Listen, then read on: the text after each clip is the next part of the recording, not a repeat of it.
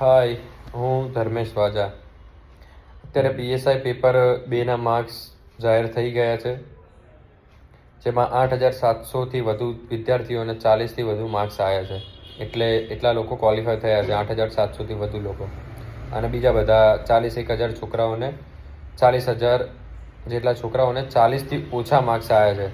અને એના સિવાયના વિદ્યાર્થીઓ તો પેપર 1માં જ ડિસ્ક્વોલિફાય થયા હતા, એટલે એમના માર્ક્સ નથી આવ્યા, એમના પેપર બી ચેક નહીં થયા હોય.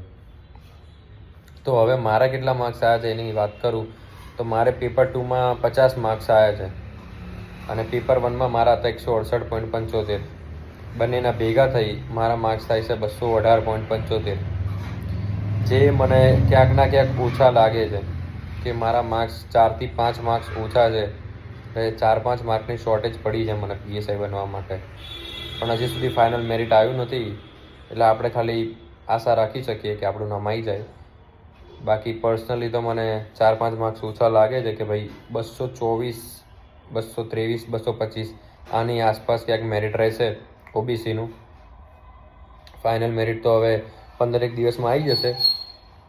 ત્યાં સુધી હવે આપણે જોઈએ કે કેટલું જલ્દી રિઝલ્ટ આપે છે.